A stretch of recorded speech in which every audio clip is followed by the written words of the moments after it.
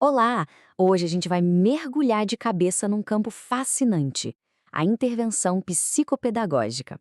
A gente vai descobrir como diferentes teorias nos dão, na verdade, ferramentas únicas para entender e para apoiar quem está enfrentando algum desafio na hora de aprender. Fala a verdade, quem nunca se sentiu assim? Aquela sensação de que um assunto, um conceito, simplesmente não entra na cabeça. É uma coisa universal.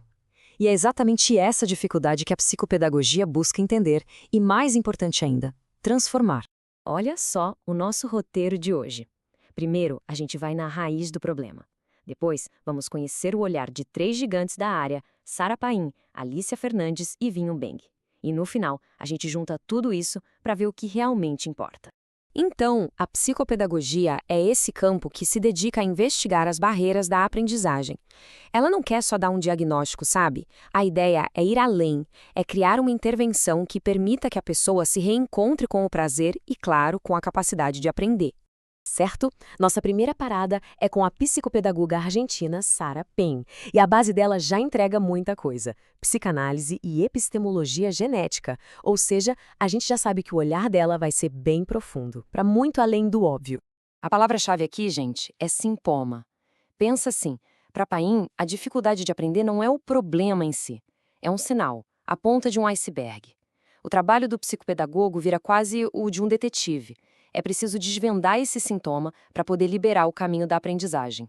E os objetivos do tratamento dela são super claros. Não é só sobre consertar um problema. É um processo muito maior que envolve resgatar a capacidade de aprender de forma independente, superar os obstáculos e, o que é fundamental, reconstruir a autovalorização e autonomia de quem aprende. A Paim estrutura as sessões de um jeito muito inteligente. Tudo começa com uma tarefa na medida certa. Depois, a própria pessoa avalia o seu processo, conecta com o que já foi feito, recebe as informações que precisa e só então o profissional entra em cena para ajudar a interpretar, a desvendar aquele sintoma inicial. Agora vamos para a nossa segunda lente, a da Alicia Fernandes. Se para Paim o problema era um sintoma, para Fernandes a dificuldade de aprendizagem se parece mais com um enigma. Um enigma complexo que precisa ser decifrado. E a palavra-chave aqui é articulação. A Fernandes nos mostra que aprender não é só uma coisa da mente, é uma conexão, uma dança entre o corpo, a inteligência e, olha que importante, o desejo. Decifrar esse enigma é entender como essas três forças estão jogando juntas. E essa parte da teoria da Fernandes é simplesmente brilhante. Ela quebra aquela rigidez dos papéis de aluno e professor. Ela usa os termos aprendente e ensinante. Os dois têm história, conhecimento e desejo. E o mais legal é que os papéis se misturam. O aprendente também ensina e o ensinante também aprende. A aprendizagem acontece nessa relação, que é super dinâmica. Para decifrar o tal do enigma, a Fernandes diz que a análise tem que ser ampla. É preciso olhar para tudo: o conteúdo, o corpo, as emoções, o social e, principalmente, as várias relações que a pessoa estabelece, com o saber, com os outros, com a escola, com a família. É um verdadeiro olhar 360 graus. Chegamos na nossa terceira e última perspectiva, que vem de Wim Beng, um pesquisador que trabalhou diretamente com a teoria construtivista de Jean Piaget.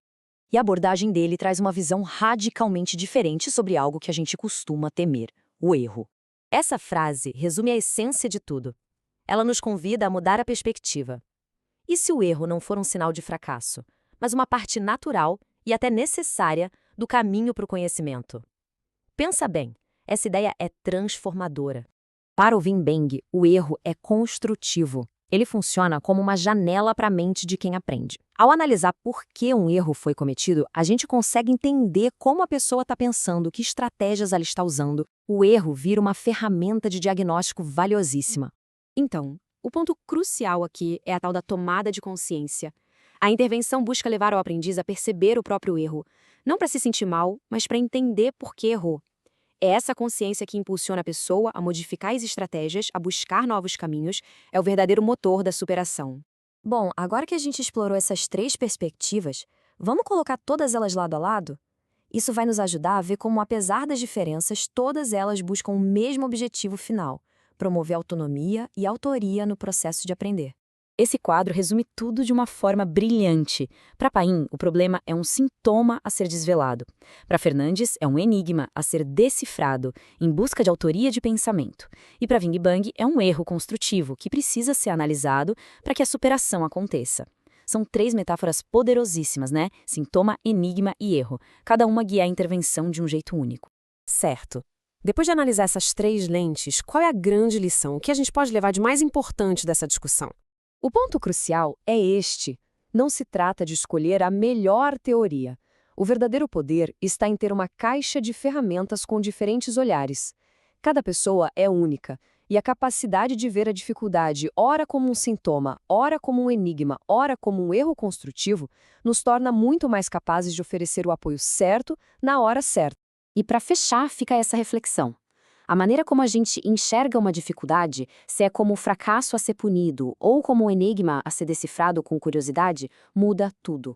O nosso olhar pode ser a barreira final ou a primeira porta para a transformação na jornada de quem aprende. Vale a pena pensar nisso.